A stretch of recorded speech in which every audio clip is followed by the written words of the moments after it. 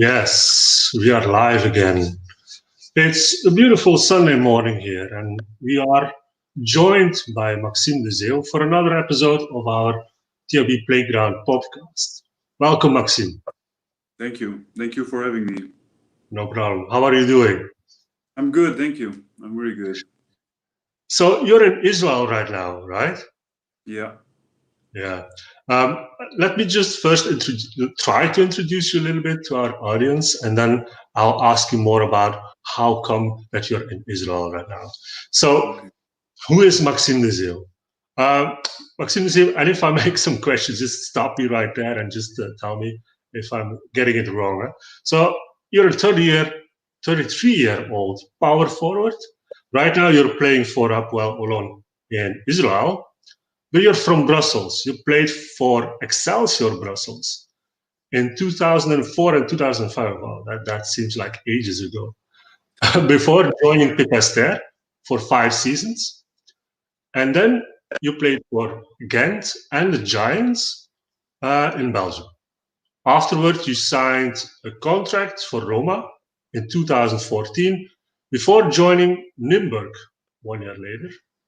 And in 2016, you went to Spain. No, sorry. He signed for Oldenburg, in Germany, where he signed for 2 seasons. And it was in 2018 you went to Spain, where he signed for Obradorio, right?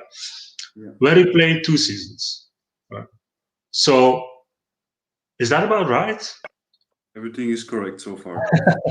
That's quite a journey. And some awards that you received is like in 2005, you received the Rookie of the Year award in Belgium, and in 2015, Belgian Player of the Year award. Right? You have 105 caps for the Belgian Lions.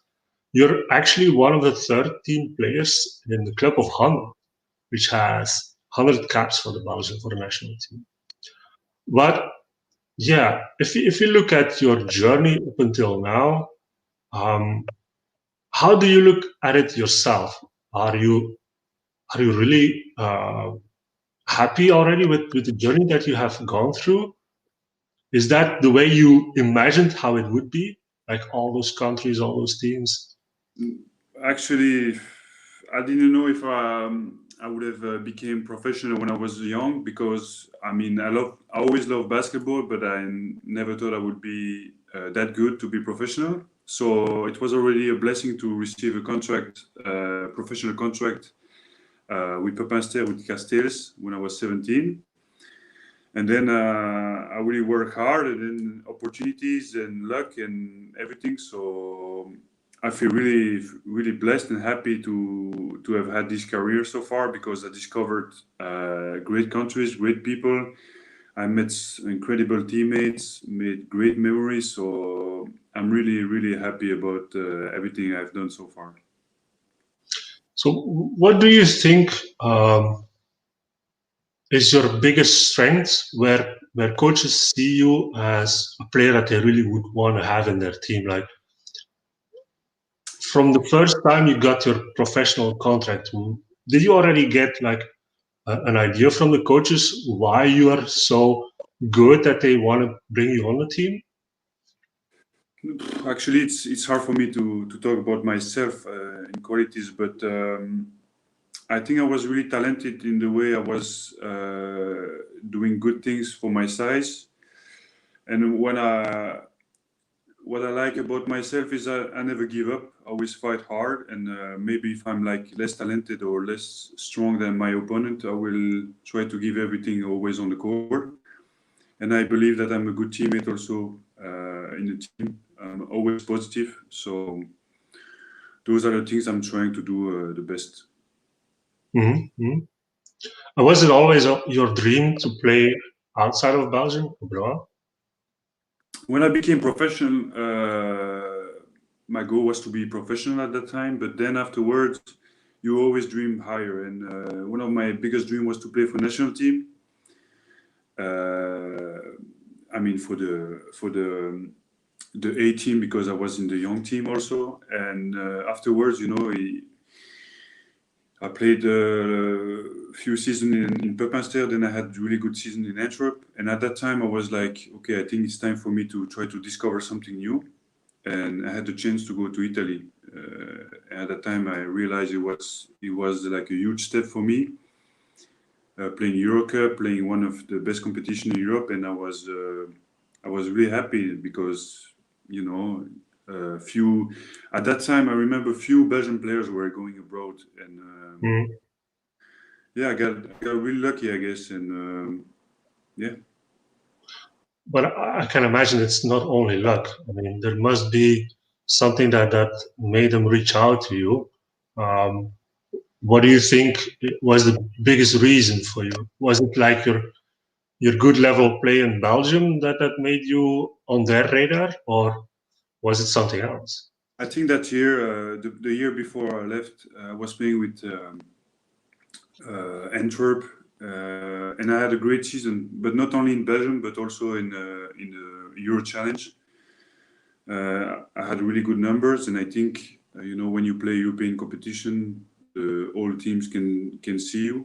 So I guess it's because I had this huge season in Antwerp that the teams were looking at me, and I had several offers after that, and I had to choose, and I think Rome was the best opportunity for me.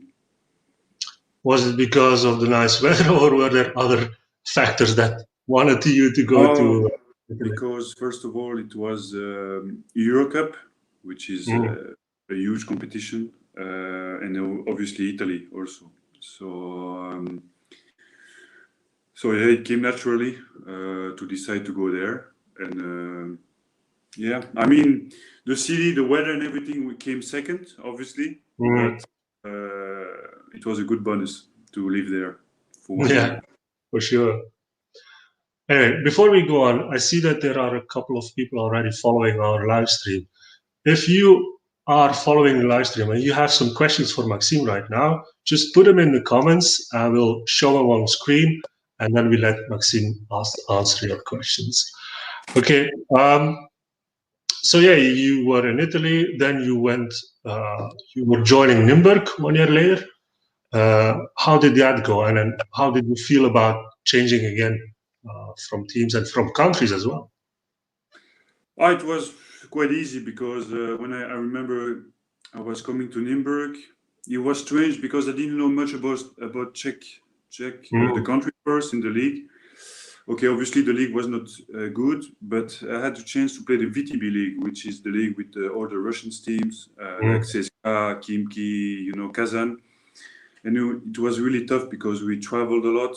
We played 3 leagues, so we played Champions League, VTB, and the Czech league. So we had like a game every 2 days.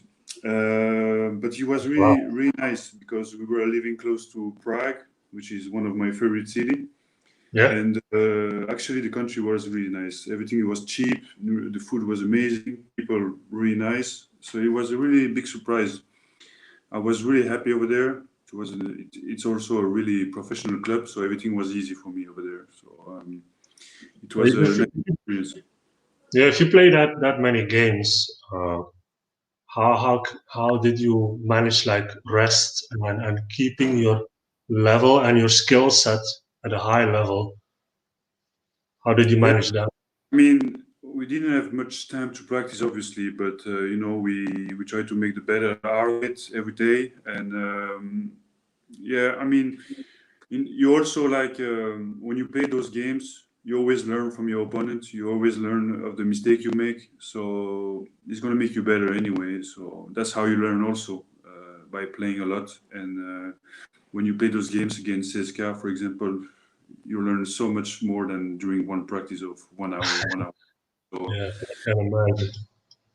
So was that like, did you feel that was a step up, like from Roma to Nürnberg? Was that your next level? And did it make you also feel like, okay, if I'm really good here at Nürnberg, I can sign an even bigger league? Yeah, I mean, usually Nürnberg is a well-known club in Europe, and a lot of players play there and made a big step up after that. I didn't have like that great of season over there, but I played decent, and that's why I got lucky to sign in Germany after that for one of the most professional club I ever played for, and Germany was really, for me, was really nice also. So tell our viewers, why did it feel like the most professional club that you ever played for? What's the difference? I guess it's the mentality. I never meet that anywhere else. I mean, as an example, if you have an appointment with the doctor and it says at 4 o'clock, you see the doctor. I have been in some countries when they tell you you see the doctor at 4 and you will see him maybe the day after.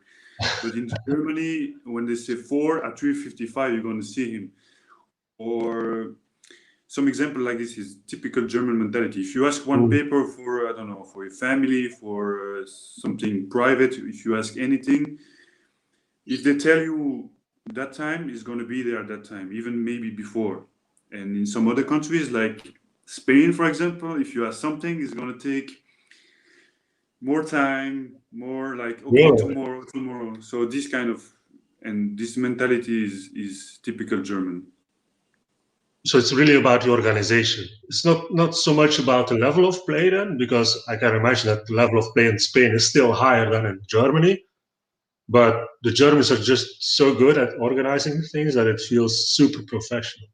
Yeah, and the league also. The league also was really professional. Everything over there is really professional. You can feel it on daily basis. Everything is like the travels for the players, the team bus. For example, for the team bus, before the season starts, we can enter the bus and customize our space.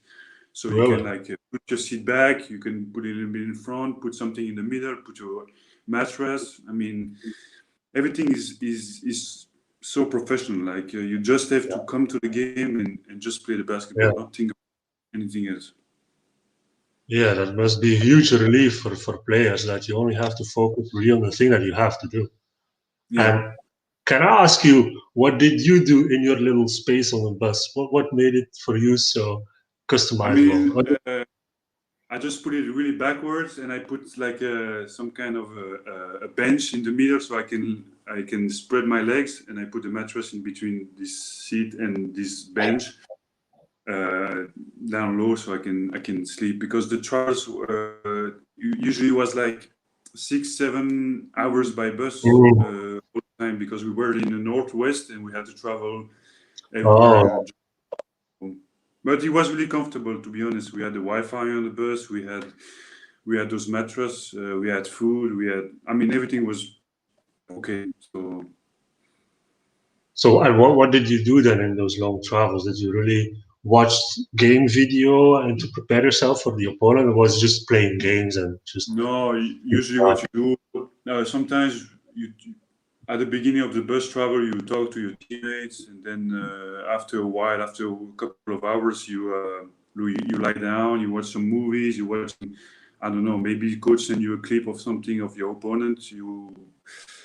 Nothing. It's like being home without being home, because your iPad, your phone, you can talk to your family, you can do different stuff, and nothing really special in the bus, but I think the most thing that I was doing is probably watching TV shows, obviously, and talking to my teammates, obviously. Yeah.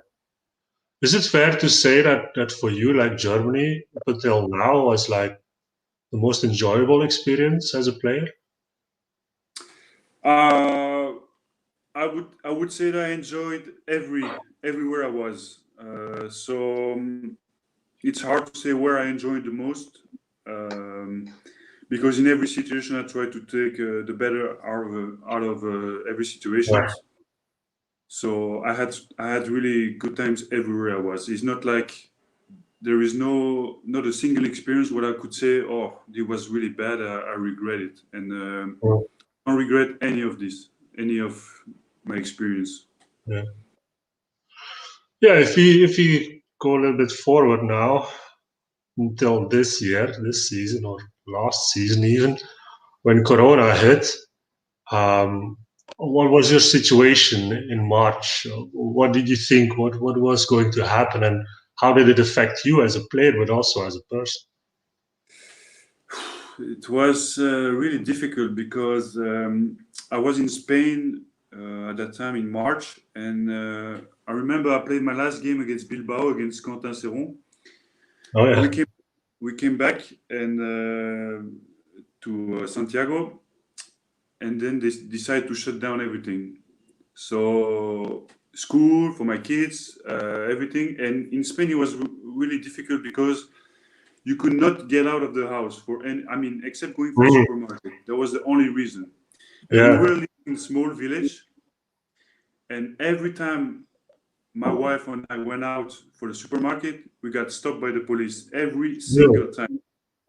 And I remember my neighbor, who was my teammate at the time, went for a run outside of the house, and the people were yelling at him because he was out of the house.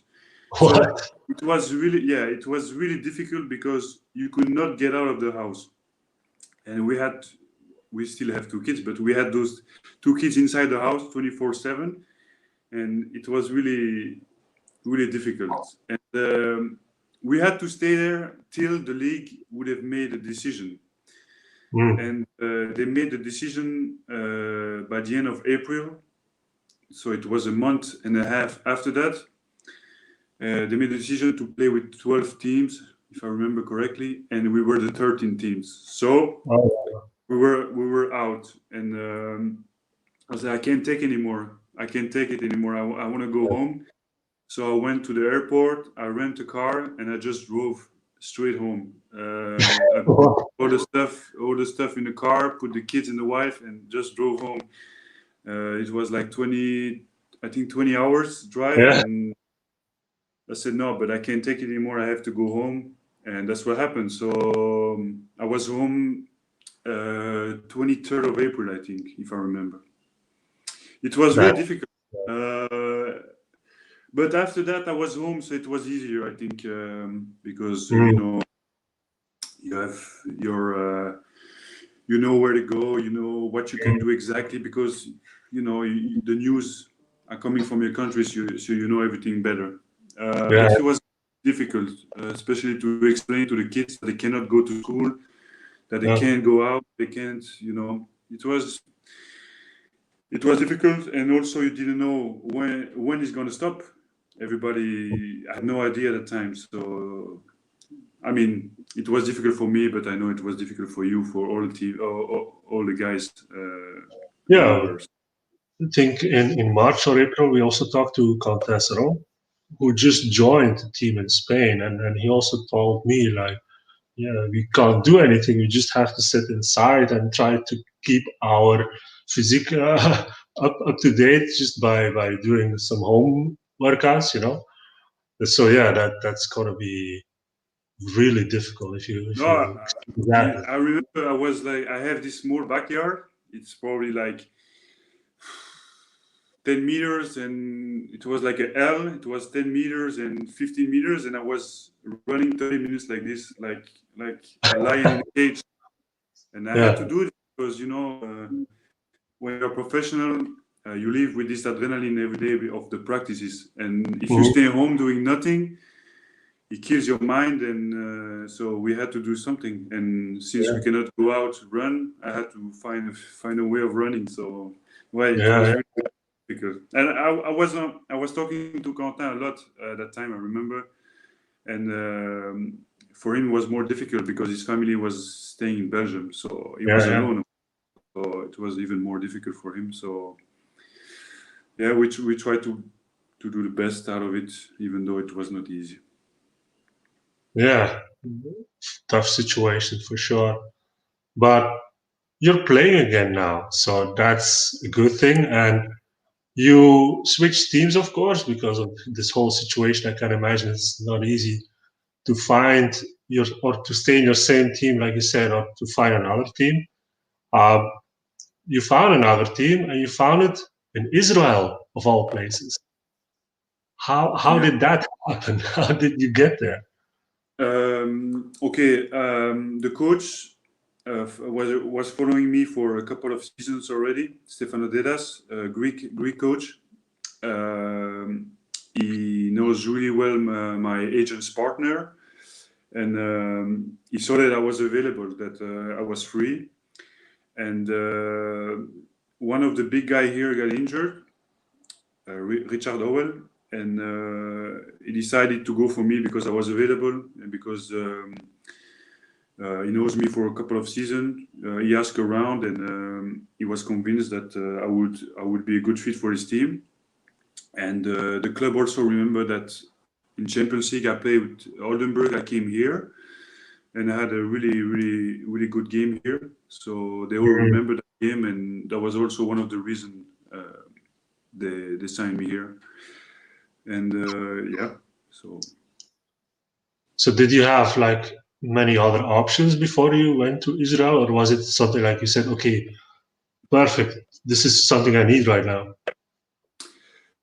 I had a couple of offers, but I didn't want to sign in a rush. Like I didn't want to sign because I need to sign. You know, I wanted to find the best solution for me.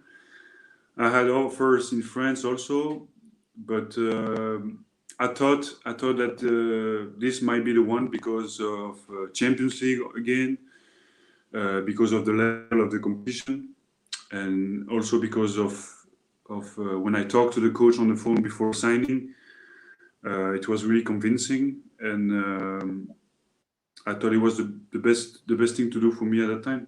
That's it. So how important is the fact that you can play in the Champions League? Is that like something that you will always consider when you join a team, that they have to play either Champions League or Euro League or anything like that? The last 2 years I played without European competition, so it means one game a week. Yeah. And I can't do that anymore. It's too many practices for my body. So no, I'm joking, obviously, but I missed. You know, when you play those games, you travel, you discover another country, you always play against great players, good competition, and I missed that.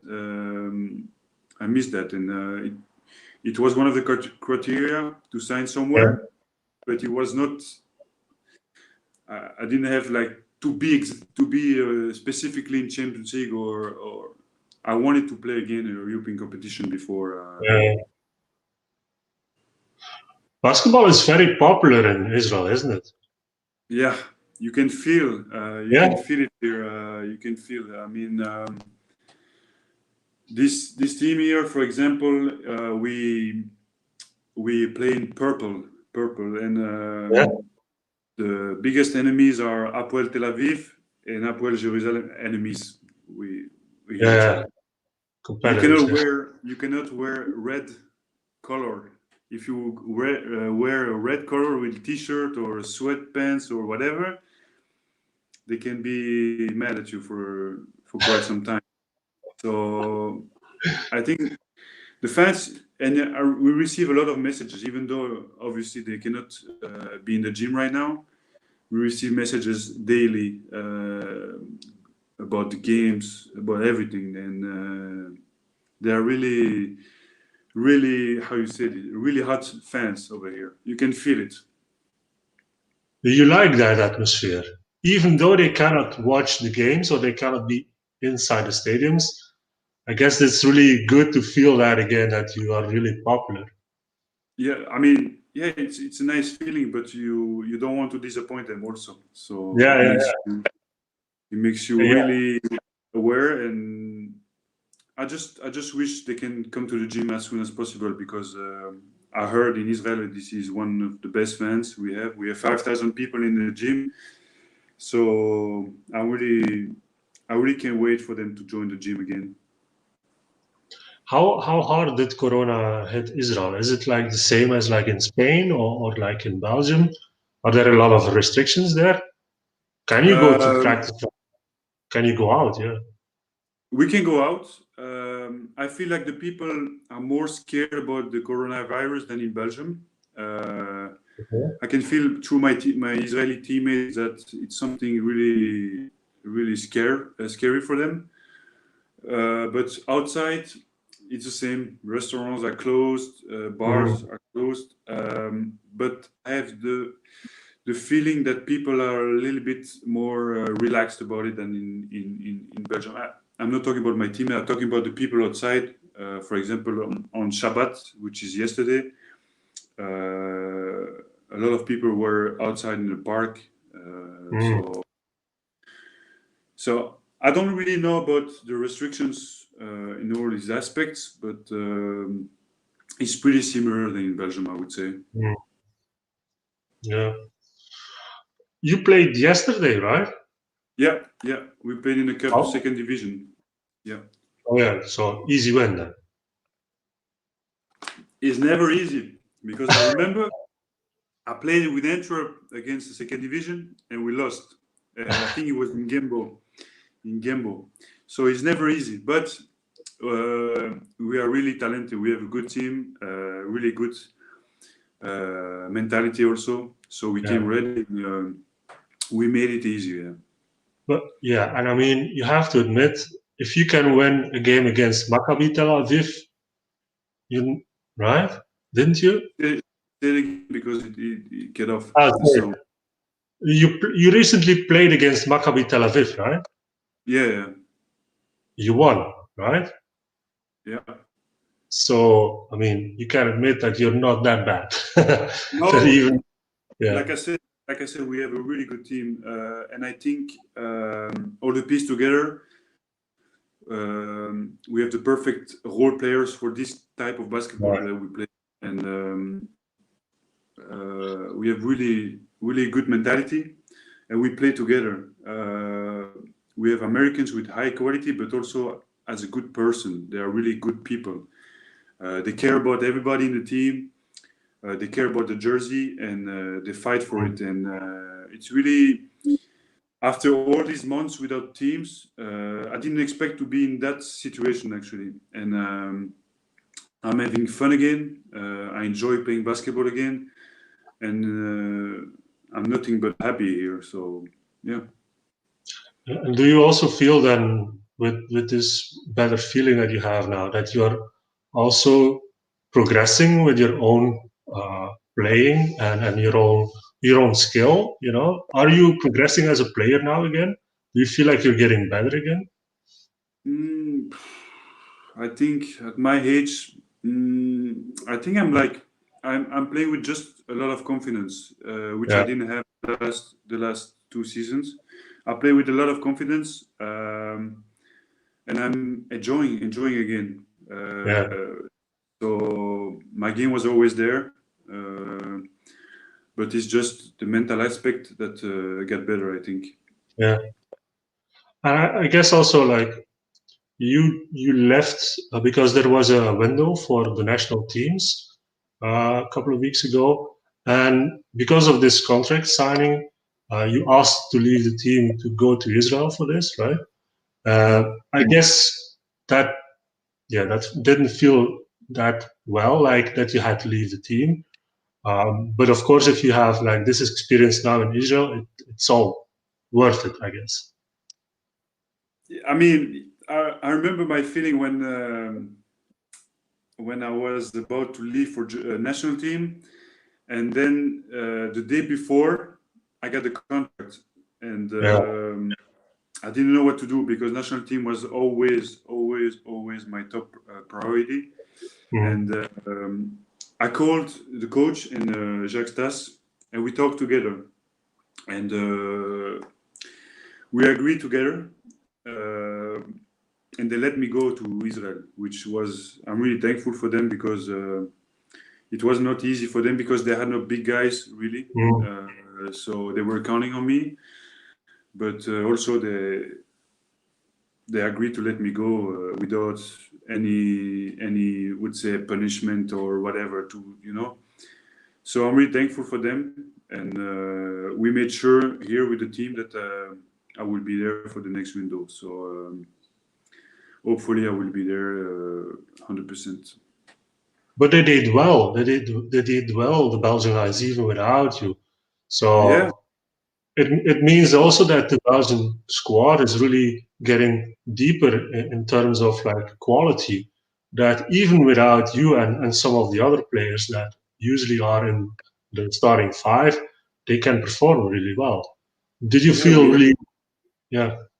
I was confident anyway, and when you see the games, they play with heart, with passion, and they were ready to play. They played for the jersey, and all of them contributed. And even some guys that never played for national team, they were called for the first time. They did great. And I think all of that is also because of the coach, Dario Gergia. And I was really proud of them because they did really good, even though we missed a lot of good players. And they did really good. Honestly, did really good. You played for a lot of coaches in all those years that you've been playing professional. But what makes Dario Gergia so special? So special. First of all, his basketball IQ is off the charts. He lives basketball. He's a student of the game. He knows every situation, every defense, every offense. He knows everything, and he knows how to handle a group. He's giving confidence to everybody, and everything is clear from the beginning. So he will not.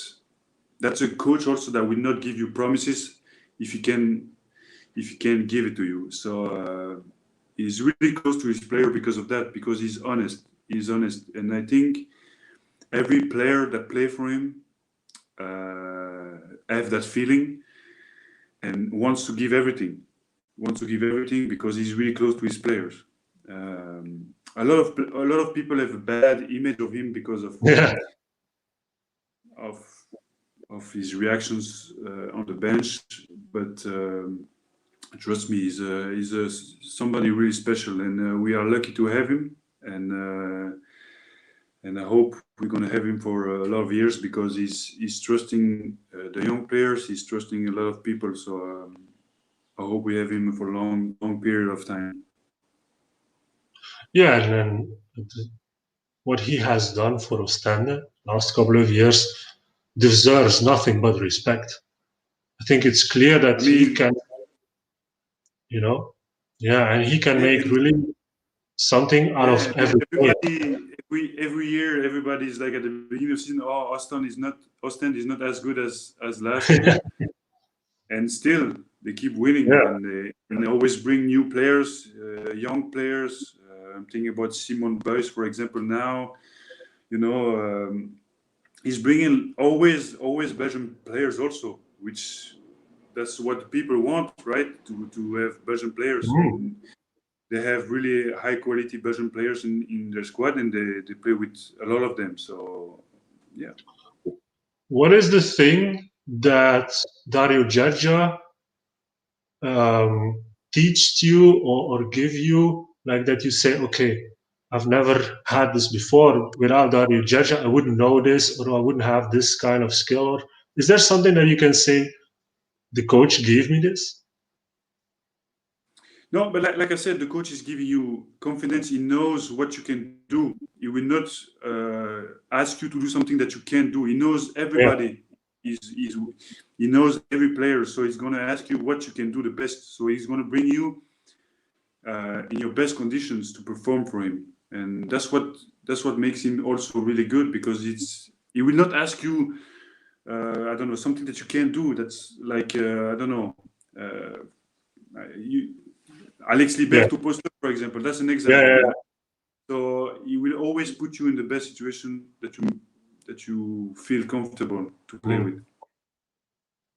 What do you think will be something we can achieve with this team, with the Belgian Lions?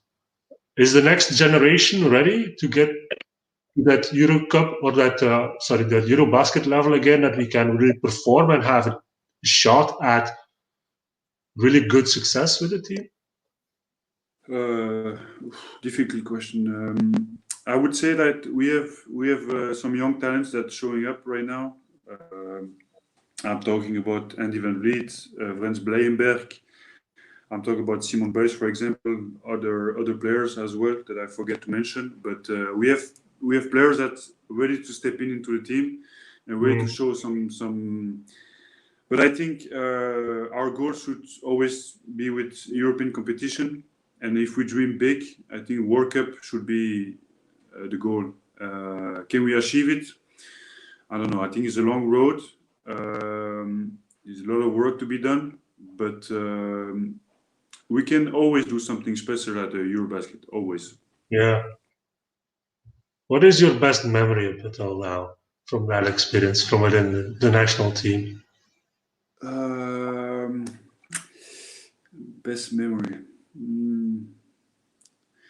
Yes, I played 4 Eurobaskets, and I think this victory against Lithuania at the last seconds was an incredible memory, because I remember the basket was at the last second, and the referee had to review the images for some minutes, and I remember we were all standing together, like all together, looking at the refs, and it was one of the best memories I ever had. But I had memories like when we were training camp in Dallas, when we traveled to Toronto, all those beautiful travel that we did, and the team chemistry that we always had in national team.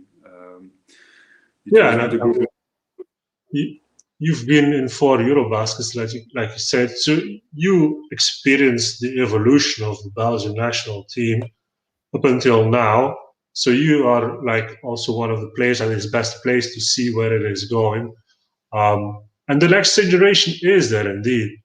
But do you think that is this like the next generation and the progression that Belgian team is making? Is this connected to the level of play in Belgium, or is this really like Belgian players just happen to be in a good situation right now? Well, I think in Belgium now, more and more Belgian players can play, and they play a time. They're on the court a long time. As you can see now, the Belgian league is going down a little bit budget-wise, so they have to find solutions, and the best solution for them is to play with Belgian people. So it's going to increase the level of the Belgian players. So I think that's the main positive thing that we can think about when we think about the league right now, is the fact that they are playing a lot now, and they are increasing the levels, and that's a good thing for us. That's a good thing for Belgian basketball. And in the meantime, I got a question from Martin Kutz, which just showed here. And she asks, which European championship did you enjoy the most?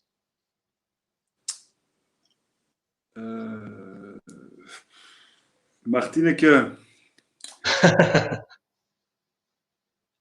I would say the one when we...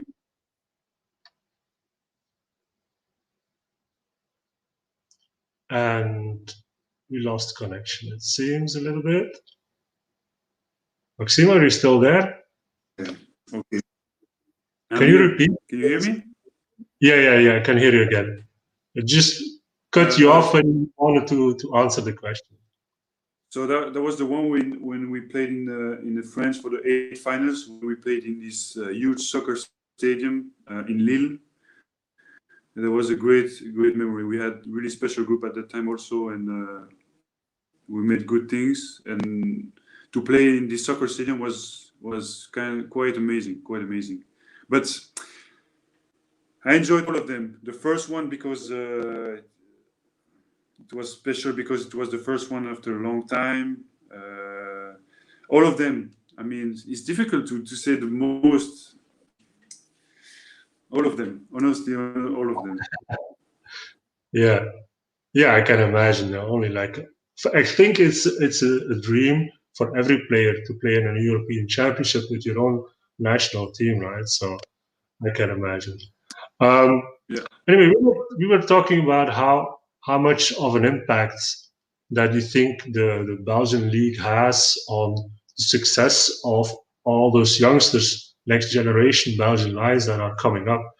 And you made a good point that even though the budgets are like going down in the whole league, it means that a lot of Belgian players actually get more chances to play on the court.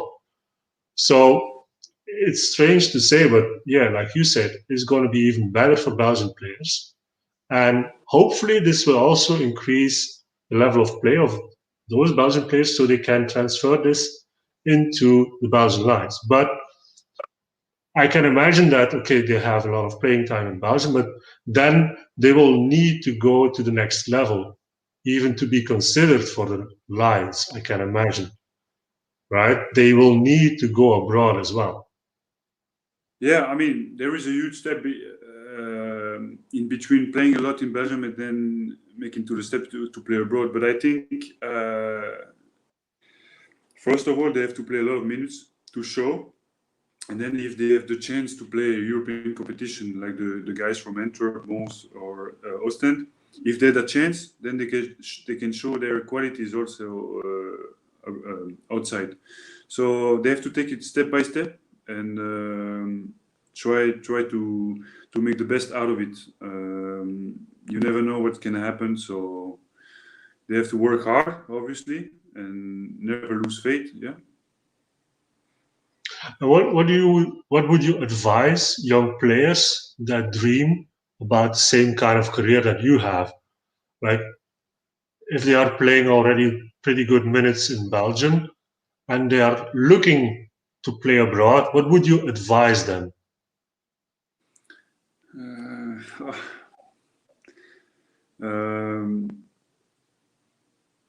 I don't know. One thing I would say personally, when I became professional 17, I had no idea what was to be professional. And I remember Eddie Castage was really, really hard on me. And he taught me everything you have to do to become professional. It was the hardest adjustment I had to make, but I think it was the best adjustment I made, because if you don't, basketball is not only going to practice and finish the practice and then go home. It's more than that. It's extra practices. Yeah, it's a lifestyle, obviously, but extra practices and you have to do the things for your team. You cannot think about yourself also. You have a lot of things to consider, but I think on a daily basis, mentally and physically perform and not be how to say this,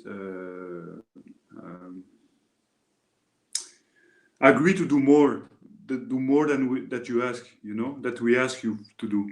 It's really it's a bit difficult, but yeah, that's the thing you have to do. You have to do more than everybody else. That's it. Yeah. More than everybody else. It's easy to say like this, but I think it's the key. Yeah. Well, I think that's good advice. I mean, they cannot expect that it will just fall into their laps, right? They will have to do something more than anybody else. I remember my first professional year was because I came from Brussels and I didn't know what to expect, and it was really hard to adjust. But if you make this adjustment, it's going to pay off. And but I saw the young players in national team when they came in for the first time, for example, when I was there, and they always came with a really good mentality. So I think I don't have to advise them anything. I think most of them, I would say, they are ready. They are ready mentally to do the right step. So nice.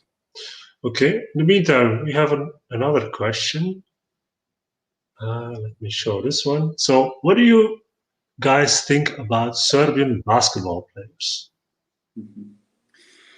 Yeah, this is also something. My first year, I played with Aleksandar Zečević. So he was a really amazing player back in the days, and also the work ethic from those players coming from the east, like Serbia, Croatia, and Montenegro, and those countries. The work ethic is unbelievable. They are working like animals. They are like they are really tough. I remember I was like doing extra shooting with him. I was doing a lot, and throughout my career, I always played with Serbian players or from those countries, and it was always people who are working harder than anybody else. So that's what I think about them. Can you give an example? Can you give an example of something that you say, what, they are doing this? Oh my God.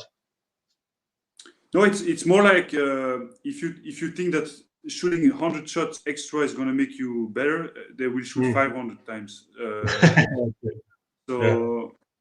the work ethic is really, that's what I remember. And the coaches that I had always work hard.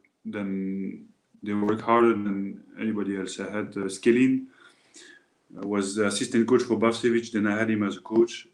It was work, and this type of mentality. Okay. And one last question before we can wrap it up comes from Nicolee, and he asked, you played only in well-known places, Roma, Santiago, Tel Aviv. Is it an important parameter for you? No, it was just luck. I think, and when I'm going to look at it back, when I retire, I'm going to look and say, oh, with me and my family, we live in pretty nice areas, and but it's not.